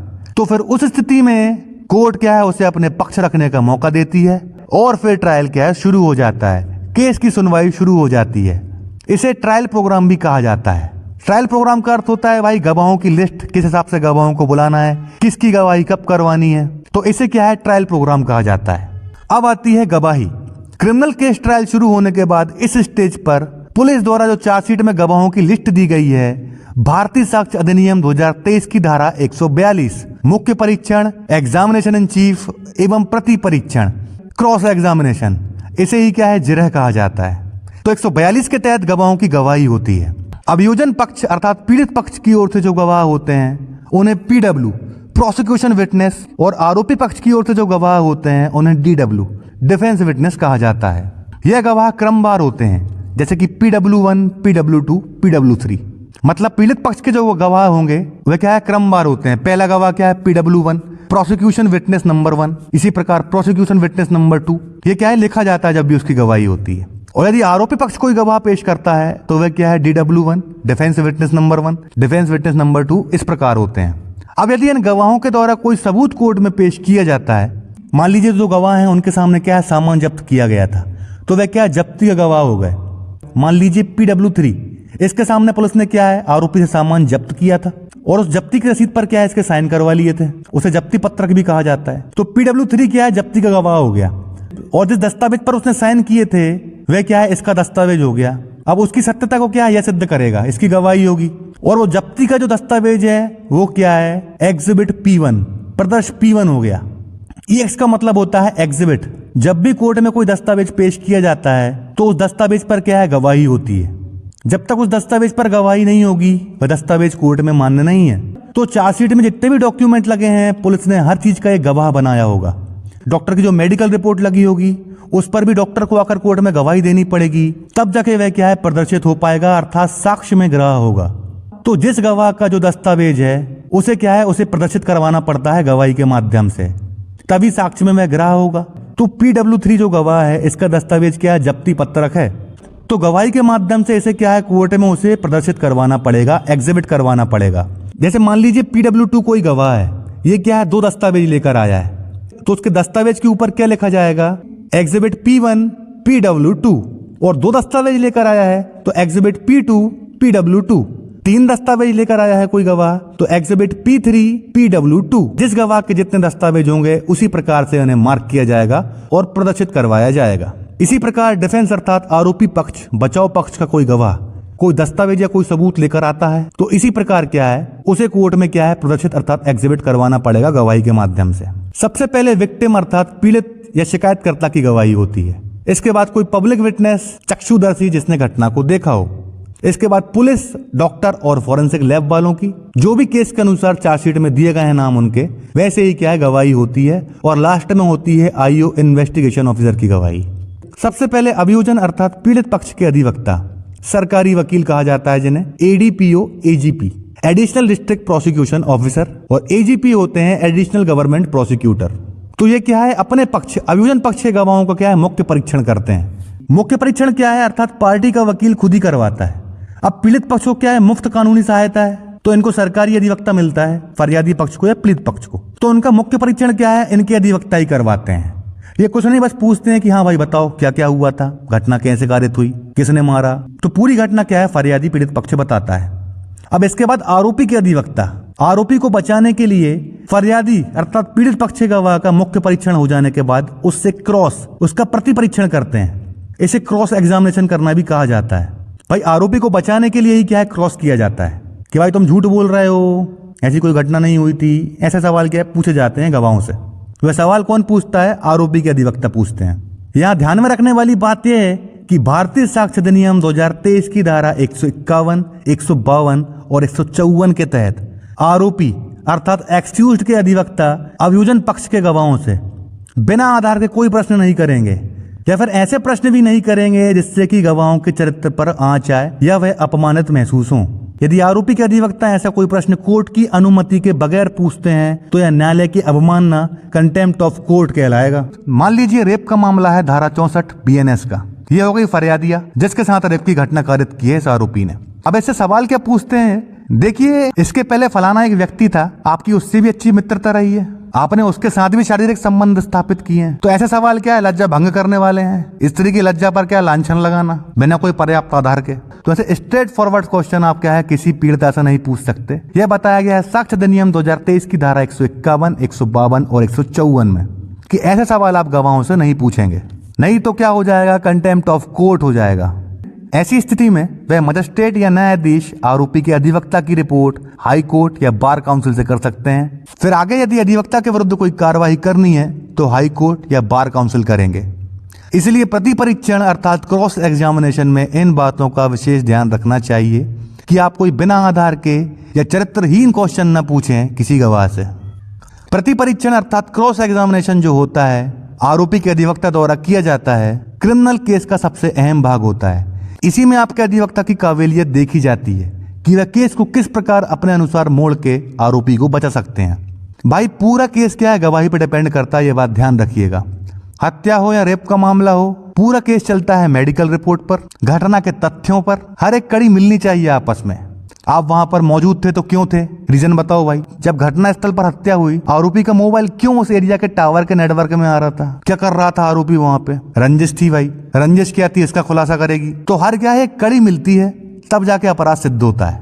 अपना काम है क्या है डाउट क्रिएट करना आरोपी के एडवोकेट का। एक लाइन का कानून है कि अभियोजन को अपना मामला संदेह के परे प्रमाणित करना होता है, नहीं तो संदेह का लाभ हमेशा क्या है आरोपी को मिलता है, यह बात ध्यान रखिएगा। तो आरोपी के एडवोकेट का काम क्या है संदेह डाउट क्रिएट करना अकेला और आगे बढ़ जाना। आपने डाउट अच्छे से क्रिएट कर दिया तो आप छूट जाएंगे। डाउट क्रिएट करता कौन है आरोपी का एडवोकेट। गवाही पूरी उसके हाथ में है, गवाही अच्छे से हुई तो आरोपी बरी हो जाएगा, गवाही गलत हुई तो सजा होना तय है, यह बात ध्यान रखिएगा। अब जब फरियादी अर्थात पीड़ित पक्ष का एग्जामिनेशन हो जाता है, उनकी गवाही हो जाती है और बाद में आरोपी पक्ष अपने किसी गवाह को लेकर आता है तो इसी प्रकार क्या है अभियोजन पक्ष के सरकारी अधिवक्ता एडीपीओ या एजीपी आरोपी के गवाहों से क्या है गवाही करवाते हैं, मुख्य परीक्षण प्रति परीक्षण। यदि कोई नया तथ्य या बात बाद में कोर्ट के सामने आती है तो भारतीय साक्ष्य अधिनियम की धारा 143(3) के तहत फिर से गवाही की जा सकती है। इसे पुनः परीक्षण कहा जाता है, री एग्जामिनेशन। अगर कोई अभियोजन पक्ष का गवाह या सरकारी गवाह अपने बयान से मुकर जाए अर्थात हॉस्टाइल हो जाए तो सरकारी वकील क्या है भारतीय साक्ष्य अधिनियम 2023 की धारा 157 के तहत खुद उस गवाह से जिरह अर्थात क्रॉस कर सकते हैं, यह साबित करने के लिए कि वो गवाह जानबूझकर झूठ बोल रहा है। मान लीजिए जो पीड़ित पक्ष है अर्थात विक्टिम या फरियादी कह लें, उसकी साइड से कोई गवाह है, उसे क्या है अभियोजन का गवाह कहा जाएगा क्योंकि अभियोजन पक्ष का गवाह है। मान लीजिए कोई आई विटनेस है, चक्षुदर्शी जिसने अपनी आंखों से घटना होते हुए देखी थी। अब वो क्या है थाने में बयान देता है कि भाई इस व्यक्ति ने मारा है, मैंने घटना होते हुए देखी थी। लेकिन जब वो कोर्ट में गवाही देने आता है तो वह क्या है पलट जाता है। हो सकता है आरोपी से मिल गया हो, कोर्ट में बोल देता है कि मैं इस व्यक्ति को पहली बार देख रहा हूँ, इससे पहले मैंने इसे नहीं देखा, ना ही मैंने कोई घटना होते हुए देखी है। तो ये गवाह क्या है मुकर गया अर्थात हॉस्टाइल हो गया। अब यह साबित करने के लिए कि यह गवाह क्या है जानबूझकर झूठ बोल रहा है, थाने में तो उसने कबूल किया था, यहाँ कोर्ट में आके बदल गया। इसे साबित करने के लिए सरकारी वकील जो हैं खुद इससे क्या है प्रति परीक्षण अर्थात जिरह या क्रॉस करते हैं, यह साबित करने के लिए कि गवाह जानबूझकर झूठ बोल रहा है। भाई उससे पूछेंगे घुमा फिरा के कि भाई जब घटना हो रही थी तो आप वहां से निकल रहे थे, या जब आरोपी इसे मार रहा था तब आप अपने ऑफिस जा रहे थे। ऐसे घुमा फिरा के क्या क्वेश्चन पूछे जाते हैं। वह कहीं तो हाँ बोल देगा, एक बार हाँ बोल दिया उसने तो मतलब झूठ बोल रहा है, इसने घटना होते हुए देखी थी। तो इस प्रकार क्या है धारा 157 के तहत वकील खुद अपने गवाह से सवाल पूछ सकता है, यह साबित करने के लिए कि उसका गवाह जानबूझकर झूठ बोल रहा है सामने वाली पार्टी को फायदा पहुंचाने के लिए। यदि कोई गवाह किसी प्रश्न का उत्तर देने से बच रहा है या मना कर रहा है तो कोर्ट चाहे तो भारतीय साक्ष्य अधिनियम 2023 की धारा 137 और 150 के तहत किसी भी गवाह को प्रश्न का उत्तर देने के लिए मजबूर कर सकती है। मतलब मान लीजिए कि आरोपी के वकील ने फरियादी पक्ष के किसी गवाह से कोई सवाल पूछा, अब वो उसका उत्तर नहीं दे रहा है, तो कोर्ट चाहे तो अपने विवेक से क्या है उस गवाह को मजबूर कर सकती है कि तुझे इसका उत्तर देना पड़ेगा, नहीं तो तेरे हलक में हाथ डाल के हम उत्तर ले लेंगे। खैर ये कहने की बात है, मतलब मजबूर कर सकती है कोर्ट उस व्यक्ति को उसका उत्तर देने के लिए, नहीं तो यही माना जाएगा कि भाई ये झूठ बोल रहा है। अगर कोई पीड़िता अर्थात लड़की महिला रेप विक्टिम है और उसके किसी मजिस्ट्रेट के सामने BNSS 183 के बयान दर्ज हुए हैं, पहले इसे 164 के बयान कहा जाता था जो मजिस्ट्रेट के सामने होते थे रेप विक्टिम के, महिला है लड़की के, अब क्या है 183 में बयान दर्ज होते हैं। तो मजिस्ट्रेट के सामने किसी रेप विक्टिम का बयान हुए हैं और रेप का केस क्या है सेशन कोर्ट द्वारा विचारणीय है, तो उस मजिस्ट्रेट को भी जिसके समक्ष पीड़िता के BNSS की धारा 183 के तहत बयान हुए हैं, तो उस मजिस्ट्रेट को भी गवाही के लिए सेशंस कोर्ट द्वारा भारतीय साक्ष्य अधिनियम 2023 की धारा 127 के तहत बुलाया जा सकता है। अभियोजन पक्ष की गवाही होने के बाद आरोपी पक्ष अपने बचाव के लिए अपनी गवाही करवा सकता है या फिर किसी और व्यक्ति की गवाही भी। इसमें वो कोई सबूत जो उसके पक्ष में हो तो उसको पेश करता है या फिर किसी व्यक्ति या संस्था सरकारी या गैर सरकारी संस्था को कोर्ट द्वारा बुलवाकर पेश करवाकर अपना पक्ष रखता है। BNSS की धारा 530 के तहत गवाही, समन या वारंट भेजना आदि चीजें इलेक्ट्रॉनिक माध्यम से भी की जा सकती हैं, अर्थात VC वीडियो कॉल के माध्यम से भी गवाही करवाई जा सकती है BNSS की धारा 530 के तहत। या फिर समन या वारंट भेजना हो तो आप ईमेल, व्हाट्सएप, टेलीग्राम आदि मैसेंजर के जरिए भी भेज सकते हैं, क्योंकि 530 के तहत कोर्ट के पास पावर है। दोनों पक्षों पीड़ित पक्ष एवं आरोपी पक्ष की गवाही होने के बाद BNSS की धारा 352 के तहत केस अंतिम बहस फाइनल आर्ग्यूमेंट में लग जाता है, जिसमें दोनों पक्ष के अधिवक्ता अपने पक्ष समर्थन की बातें कोर्ट के सामने रखते हैं। अगर बहस में समय लगता है तो फिर उसे अगली पेशी पर पूरा किया जाता है। यह बहस लिखित रूप से भी दी जा सकती है, जिसे अंतिम लिखित तर्क भी कहा जाता है। भाई अब गवाही क्लोज हो जाती है, उसके बाद क्या है मुलजिम बयान होते हैं। मुलजिम बयान क्या है लिखित रूप से होते हैं, अर्थात आरोपी के बयान। उसमें लिखा रहता है कि भाई ये गवाह तुम्हारे खिलाफ ये बोल रहा है, क्यों बोल रहा है तुम बताओ, तो इसे क्या है मुलजिम बयान कहा जाता है। अब जैसे ही गवाही और मुलजिम बयान हो जाते हैं उसके बाद क्या है अंतिम बहस फाइनल आर्ग्यूमेंट में केस चला जाता है। फाइनल आर्ग्यूमेंट कौन करता है? आरोपी के अधिवक्ता और सरकारी वकील अर्थात अभियोजन के अधिवक्ता। इन दोनों के बीच बहस होती है। अभियोजन के वकील बोलते हैं कि भाई सजा की जाए, हमारे पास इतने आधार हैं, ये गवाह ने ये बोला है, पूरी घटनाओं को जोड़ा गया है, घटनाओं का क्रम पूरा मिल रहा है, हर गवाह खिलाफ में बोला है, इसलिए क्या है इस व्यक्ति को सजा की जाए। अब आरोपी के वकील ऐसे आर्ग्यूमेंट करते हैं कि FIR देर से दर्ज कराई गई है, पुलिस के सामने जो बयान हुए थे वह अलग हैं, कोर्ट में जो बयान दिए गए हैं वह अलग हैं, फलाने गवाहों ने अभियोजन की कहानी का कोई समर्थन नहीं किया है, इतने गवाह हॉस्टाइल हुए हैं, मामला संदेह से परे प्रमाणित नहीं हुआ है, इसलिए आरोपी को क्या है दोष मुक्त किया जाए। तो ये क्या है एक शॉर्ट रूप में मैंने आपको बताया कि आर्ग्यूमेंट कैसे होते हैं। ये आर्ग्यूमेंट आप चाहें तो क्या है लिखित रूप में भी दे सकते हैं। लिखित रूप से देने में क्या फायदा होता है, ये फाइल का रिकॉर्ड बन जाते हैं। जैसे न्यायाधीश कोई बात नहीं सुन पाए हो या वो नोट ना कर पाए हो आपके बहस की, क्योंकि आप तो वहां पे कंटिन्यू बोलते हैं उनके सामने, तो मेन चीजें वो क्या है नोट कर लेते हैं। लेकिन यदि आप वही आर्ग्यूमेंट लिखित रूप से देते हैं तो वे क्या है फाइल का हिस्सा भी बन जाते हैं, ऑन रिकॉर्ड हो जाते हैं, और फिर मजिस्ट्रेट या न्यायाधीश क्या है उसे आराम से पढ़ सकते हैं बैठकर, तो उसका बहुत फायदा मिलता है। तो इसे क्या है अंतिम बहस कहा जाता है, फाइनल आर्गुमेंट, जो क्या है लिखित रूप में भी हो सकती है। जब फाइनल आर्गुमेंट हो जाते हैं उसके बाद केस क्या है जजमेंट की स्टेज पर आ जाता है, अर्थात निर्णय की स्थिति में। केस में बहस पूरी होने के बाद बीएनएसएस की धारा 392 और 393 के तहत कोर्ट द्वारा जजमेंट अर्थात निर्णय दिया जाता है। अगर आरोपी को बरी अर्थात दोष मुक्त या एक्विटल कह दें कर दिया तो ठीक है, नहीं तो फिर उसे क्या है सजा सुनाई जाती है। दोषी को सजा सुनाने के लिए तारीख नियत की जाती है।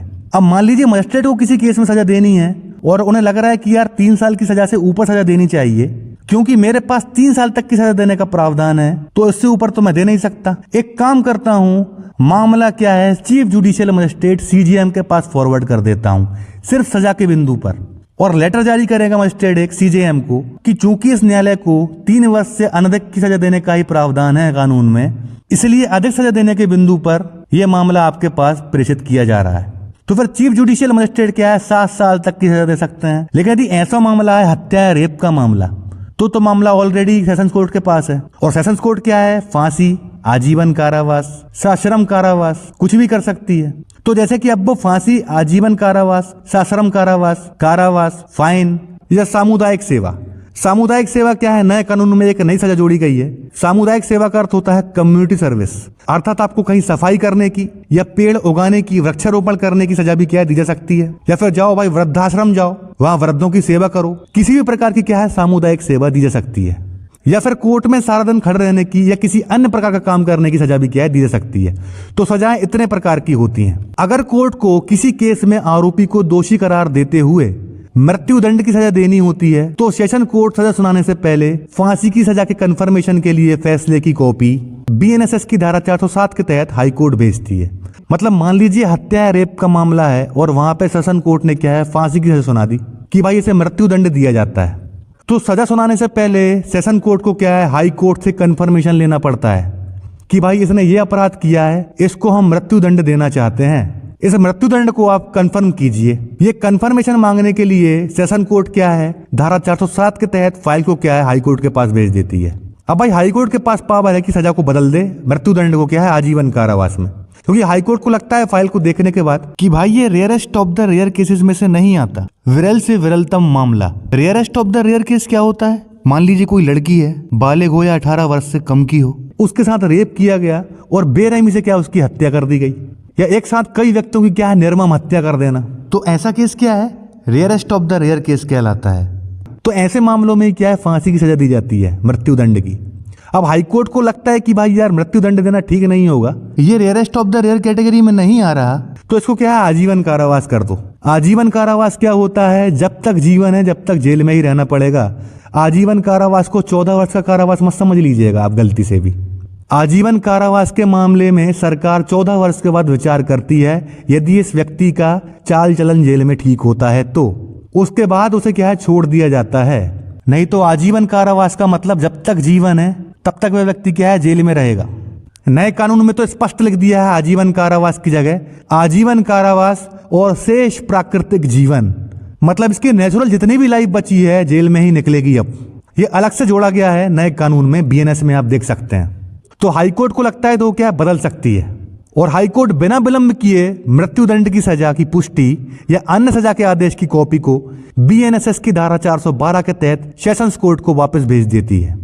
जब ट्रायल कोर्ट अर्थात सेशन कोर्ट को फांसी के मामले में हाई कोर्ट से कंफर्मेशन मिल जाती है, मतलब हाई कोर्ट को लगता है कि भाई यार मृत्यु दंड सही दिया है, तो हाई कोर्ट क्या मृत्यु दंड की पुष्टि करके सेशन कोर्ट के पास वापस भेज देगी कि हाँ भाई हमारी साइड से तुम फ्री हो, इसको फांसी की अर्थात मृत्यु दंड की सजा दे सकते हो।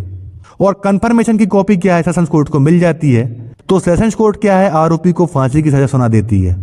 इसके बाद दोषी व्यक्ति हाई कोर्ट में इसकी अपील दाखिल कर सकता है कि उसे फांसी नहीं दी जाए। इसमें आरोपी अपने मजबूत पहलुओं अर्थात अपनी जैसे काउंटर एफआईआर की गई हो उसके बारे में बताएगा कि हमारे ऊपर भी हमला किया गया था, या फिर गवाहों ने अभियोजन के मामले को सिद्ध नहीं किया है, गवाह हॉस्टाइल हो गए, ये दुनिया भर की बातें क्या है हाई कोर्ट में रखी जाती हैं। और अपनी सामाजिक पारिवारिक आर्थिक मजबूरियों को भी बताया जाता है। और सेशंस कोर्ट ने क्या गलती की है निर्णय में, यह भी हाईकोर्ट के सामने आरोपी के अधिवक्ता हाईकोर्ट में रखते हैं। लेकिन अगर फिर भी हाई कोर्ट आरोपी की मृत्यु दंड की सजा को अपील में कंफर्म अर्थात पुष्ट कर दे, तो वह इस निर्णय की अपील करने के लिए सुप्रीम कोर्ट में जा सकता है। महाजाज हाईकोर्ट भी नहीं माने कि नहीं भैया मृत्युदंड सही है, वो तो मामला पूरा सिद्ध हो रहा है, तो आरोपी क्या है फिर सुप्रीम कोर्ट में जा सकता है। अपील पेंडिंग अर्थात लंबित रहने के दौरान जैसे सुप्रीम कोर्ट में क्या अपील कर दी गई, अब ये तो है नहीं कि आज अपील कर दी तो कल सुनवाई हो जाएगी, आराम से पेशी मिलेगी 2-3 महीने की। तो जब तक क्या है अपील पेंडिंग है, तो ऐसी स्थिति में बीएनएसएस की धारा 430 के तहत अपीली कोर्ट में जमानत पर रिहा किए जाने के लिए आवेदन कर सकता है आरोपी कि भाई जब तक अपील की सुनवाई नहीं हो जाती तब तक के लिए हमें क्या है जमानत दी जाए। अब यह अपीली न्यायालय के ऊपर है, हाई कोर्ट और सुप्रीम कोर्ट के ऊपर। यह सुप्रीम कोर्ट में अपील की गई है तो फिर सुप्रीम कोर्ट के ऊपर है कि आरोपी को जमानत पर रिहा करना है या नहीं। यदि फांसी की सजा अर्थात मृत्युदंड की सजा दी गई है तो बीएनएसएस की धारा 455 के तहत अपील का निर्णय आने तक उसकी फांसी रोक दी जाएगी। मतलब जब तक सुप्रीम कोर्ट अपील पर विचार न कर ले तब तक उस व्यक्ति अर्थात आरोपी को फांसी की सजा नहीं दी जाएगी। अगर सुप्रीम कोर्ट से भी अपील खारिज हो जाए अर्थात सुप्रीम कोर्ट मृत्युदंड की सजा को बरकरार रखे तो ट्रायल कोर्ट अर्थात सेशन कोर्ट है उसकी मृत्युदंड की सजा को कंफर्म अर्थात पुष्ट कर देती है। अगर आरोपी को सजा उम्र कैद अर्थात आजीवन कारावास या इससे कम की होती है तो फिर सेशन कोर्ट को हाई कोर्ट से कंफर्मेशन लेने की जरूरत नहीं है। मतलब सिर्फ मृत्युदंड के मामले में ही क्या है सेशन कोर्ट को हाई कोर्ट से कंफर्मेशन लेना है। यदि आजीवन कारावास भी दिया गया है तो फिर कंफर्मेशन लेने की कोई जरूरत नहीं है। तीसरा भाग है क्या है अपील। अगर दोषी को सजा 3 साल या इससे कम की सुनाई गई है तो आरोपी को उसी कोर्ट से निर्णय सुनाने के दिन ही तुरंत बाद बीएनएसएस की धारा 430(3) के तहत जमानत मिल जाती है। मान लीजिए सेशन कोर्ट हो या मजिस्ट्रेट की कोर्ट हो, यदि सजा 3 साल तक या उससे कम की सुनाई गई है तो आरोपी को क्या है निर्णय के दिन ही क्या है जमानत मिल जाती है उसी कोर्ट से। फिर वह चाहे तो अपील कर सकता है। यदि सजा 3 साल से ऊपर की सुनाई गई है तो फिर आरोपी को क्या है जेल जाना होता है। फिर वो ऊपर की कोर्ट अर्थात अपीली कोर्ट में अपनी बेल अर्थात जमानत के लिए आवेदन कर सकता है। यदि मौत की सजा दी गई है आरोपी को तो परिसीमा अधिनियम, लिमिटेशन एक्ट या फिर कह लें मर्यादा अधिनियम कि आर्टिकल 115 के तहत आरोपी के पास 30 दिन का समय होता है अपील करने के लिए, जिस दिन से उसे मौत की सजा सुनाई गई थी। और बाकी अन्य प्रकार की सजा में हाई कोर्ट में 30 दिन तथा किसी अन्य कोर्ट में 60 दिन का समय होता है अपील करने के लिए। मतलब इतने टाइम के अंदर जिस दिन सजा सुनाई गई है आपको, इतने समय, ये जो समय बताया गया है यहाँ पर, इसके अंदर आप अपील कर दें, नहीं तो आपकी अपील क्या है टाइम वार्ड हो जाएगी। इसी प्रकार मौत की सजा में परिसीमा अधिनियम के आर्टिकल 133 के तहत सुप्रीम कोर्ट में स्पेशल लीव पिटीशन दायर करने का समय 60 दिन होता है और अन्य अपराधों में 90 दिन। अगर आरोपी को मजिस्ट्रेट की कोर्ट से सजा मिली है तो आरोपी बीएनएसएस की धारा 415 के तहत ऊपर की कोर्ट जो कि सेशंस कोर्ट, फिर हाई कोर्ट, उसके बाद सुप्रीम कोर्ट जो भी हो वहां अपील कर सकता है। जैसे मजिस्ट्रेट की कोर्ट ने सजा सुनाई है तो आप सेशन कोर्ट चले जाएंगे, उसके बाद हाई कोर्ट, फिर सुप्रीम कोर्ट। यदि डायरेक्ट सेशन कोर्ट ने सजा सुनाई है तो फिर आप हाई कोर्ट जाएंगे, फिर सुप्रीम कोर्ट। जो भी अपीली कोर्ट हो उसके अनुसार आप क्या है अपील कर सकते हैं। शिकायतकर्ता, पीड़ित अर्थात फरियादी को लगे कि आरोपी को सजा कम मिली है या दोष मुक्त हो गया है तो फिर वह शिकायतकर्ता या पीड़ित भी ऊपर की कोर्ट अर्थात अपीली कोर्ट में आरोपी को ज्यादा सजा दिलाने की अपील बीएनएसएस की धारा 418 के तहत, और राज्य सरकार चाहे तो वह भी अपील कर सकती है 419 के तहत कि भाई आरोपी को सजा कम मिली है या फिर दोष मुक्त किया गया है तो वह गलत है। तो फरियादी और सरकार दोनों ही कर सकते हैं। हालांकि कुछ मामले ऐसे होते हैं जिनके तहत कोई अपील नहीं की जा सकती। ये प्रावधान है बीएनएसएस की धारा 295, धारा 416 और धारा 417 के तहत निर्धारित किए गए हैं। इन धाराओं के अंतर्गत यदि प्रक्रिया अपनाई गई है तो फिर वहां पर अपील नहीं की जा सकती, यह बात ध्यान रखिएगा। यदि आरोपी को मौत की सजा सुनाई गई है तो वहां पर क्या है दया याचिका या मर्सी पिटीशन दायर करना। अगर दोषी व्यक्ति को फांसी की सजा सुनाई गई है और हाई कोर्ट तथा इसके बाद सुप्रीम कोर्ट में भी अपील खारिज हो गई हो तो दोषी व्यक्ति संविधान के अनुच्छेद 161 के तहत अपने राज्य के राज्यपाल अर्थात गवर्नर के पास और राष्ट्रपति प्रेसिडेंट के पास संविधान के अनुच्छेद 72 के तहत दया याचिका दायर कर सकता है कि भाई फांसी की सजा न दी जाए, हम पर दया करो। पहले राज्यपाल को मृत्युदंड की सजा माफ करने का अधिकार नहीं था, केवल राष्ट्रपति ही मृत्युदंड की दया याचिका पर विचार कर सकते थे। लेकिन सुप्रीम कोर्ट द्वारा the state of Haryana versus Rajkumar aka Bittu 3 अगस्त 2021 के ऐतिहासिक निर्णय में राज्यपाल को भी मृत्युदंड की सजा को माफ करने की शक्ति प्रदान हो गई। पुनर्विचार याचिका, रिव्यू पिटीशन और उपचारात्मक याचिका, क्यूरेटिव पिटीशन। संविधान के अनुच्छेद 137 सुप्रीम कोर्ट को अपने निर्णयों पर पुनर्विचार करने तथा सुधारने की शक्ति देता है। संविधान के अनुच्छेद 137 के तहत दोषी व्यक्ति सुप्रीम कोर्ट में रिव्यू पिटीशन, पुनर्विचार याचिका लगा सकता है जिससे कि सुप्रीम कोर्ट अपने ही निर्णय पर दोबारा विचार कर सके। यदि पुनर्विचार याचिका में भी सुप्रीम कोर्ट अपना निर्णय कायम रखे और मृत्युदंड की सजा को बरकरार रखे तो फिर दोषी व्यक्ति के पास आखिरी और अंतिम उपाय यह रहता है कि वह दोषी व्यक्ति सुप्रीम कोर्ट में उपचारात्मक याचिका क्यूरेटिव पिटीशन दायर करे। क्यूरेटिव पिटीशन शब्द की उत्पत्ति क्योर शब्द से हुई है, जिसका शाब्दिक अर्थ उपचार होता है। उपचारात्मक याचिका में यह बताना आवश्यक है कि याचिकाकर्ता किस आधार पर सुप्रीम कोर्ट के फैसले को चुनौती दे रहा है। उपचारात्मक याचिका तब दाखिल की जाती है जब किसी आरोपी की राष्ट्रपति के पास भेजी गई दया याचिका और सुप्रीम कोर्ट में रिव्यू पिटीशन दोनों ही खारिज कर दी जाती हैं। उपचारात्मक याचिका क्यूरेटिव पिटीशन की उत्पत्ति सुप्रीम कोर्ट द्वारा Rupa Ashok Hurra versus Ashok Hurra and others 10 April 2002 के केस में हुई है। संविधान के अनुच्छेद 142 के तहत भी उपचारात्मक याचिका सुप्रीम कोर्ट में लगाई जाती है। यदि उपचारात्मक याचिका क्यूरेटिव पिटीशन भी खारिज हो जाए तो फिर आरोपी को फांसी की सजा से कोई नहीं बचा सकता, उसका मरना तय हो जाता है और इसी के साथ क्रिमिनल केस ट्रायल समाप्त हो जाता है। यदि किसी व्यक्ति को झूठा फंसाया गया है और उसके खिलाफ एफआईआर दर्ज कराकर उस व्यक्ति को गिरफ्तार करा दिया गया है एवं केस की सुनवाई के दौरान मजिस्ट्रेट को लगता है कि आरोपी व्यक्ति की गिरफ्तारी गलत थी, तो ऐसी स्थिति में मजिस्ट्रेट बीएनएसएस की धारा 399 के तहत फरियादी अर्थात पीड़ित व्यक्ति को यह आदेश कर सकते हैं कि फरियादी बतौर हर्जाना आरोपी व्यक्ति को प्रतिकर राशि दे, जो कि 1000 रुपए तक हो सकती है। मतलब आपके ऊपर किसी व्यक्ति ने झूठी एफआईआर करवा दी और बाद में हाईकोर्ट वो एफआईआर क्वॉश करवा देती है, या फिर मजिस्ट्रेट को लगता है कि भाई गलत गिरफ्तारी करवाई गई है, तो मजिस्ट्रेट क्या है धारा 399 के तहत उस व्यक्ति को जिसने क्या है एफआईआर दर्ज कराई थी, फरियादी जिसने आपको गिरफ्तार करवाया है, उस व्यक्ति को यह आदेश दे सकती है कि वह आरोपी को 1000 रुपए प्रतिकर राशि दे। देखिए ऊपर अपीली कोर्ट से निर्णय आ गया, फिर क्या है केस समाप्त हो जाता है। जैसा कि हमने देखा कि व्यक्ति को मृत्युदंड की सजा सुनाई गई, वह मर गया तो केस क्या है समाप्त हो गया। लेकिन जब केस पेंडिंग हो तो केस चलते रहने के दौरान इन धाराओं का प्रयोग भी किया जा सकता है, जिससे आरोपी पक्ष को भी क्या है थोड़ी राहत मिल सके। पेशी में हाजिरी माफी। अगर आरोपी जिसका केस कोर्ट में चल रहा है वो किसी कारण से उस दिन पेशी पर नहीं आ सकता, तो वह अपने अधिवक्ता के माध्यम से बीएनएसएस की धारा 355 के तहत कोर्ट में आवेदन करके उस दिन नहीं आने का कारण देकर कोर्ट में जाने से बच सकता है। और यदि वह ऐसा नहीं करता तो कोर्ट उसके विरुद्ध वारंट जारी कर देगी। मतलब भाई आप किसी दिन कोर्ट नहीं आ पा रहे, बारिश हो गई, तबीयत खराब हो गई, आप आरोपी हैं, आपको पेशी पर आना है, आप नहीं आ पाते तो आप अपने एडवोकेट से बोलेंगे कि सर आज नहीं आ पा रहा, मैं स्थिति नहीं है मेरी कोर्ट आने की। तो आपका एडवोकेट क्या है कोर्ट में आवेदन देगा हाजिरी माफी का बीएनएसएस की धारा 355 के तहत। यदि आपके वकील ने आवेदन नहीं दिया तो कोर्ट आपका वारंट जारी कर देगी, ये बात ध्यान रखिएगा, और पुलिस आपको गिरफ्तार करके ले आएगी। एक है स्थायी हाजिरी माफी। आरोपी अपनी कोई मजबूरी जैसे कि कोई बीमारी, वृद्धावस्था या कोर्ट से उसके घर की दूरी या अन्य सुरक्षा के कारणों का हवाला देकर वह अपने अधिवक्ता के माध्यम से बीएनएसएस की धारा 228 के तहत कोर्ट से स्थायी हाजिरी माफी ले सकता है। इसमें उसे हर पेशी पर कोर्ट से आने से छूट मिल जाती है।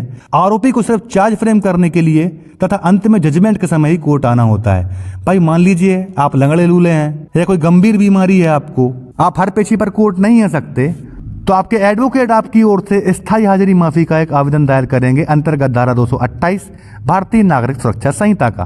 तो आपकी स्थिति को देखते हुए मजिस्ट्रेट या न्यायाधीश क्या है आपको स्थायी हाजिरी माफी दे सकते हैं, जिससे हर पेशी पर आपको कोर्ट न आना पड़े।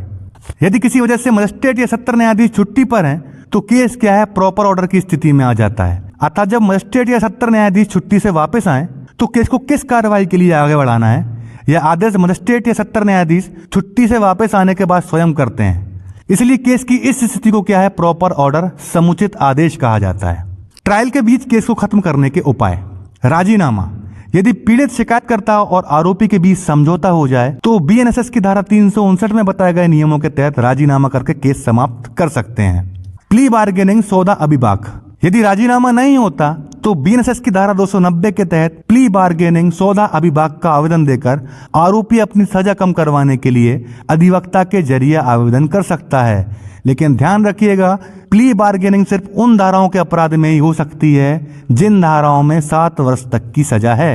रेप और हत्या जैसे केस में यदि अभियोजन पक्ष की सभी गवाह अपने बयान बदल दें और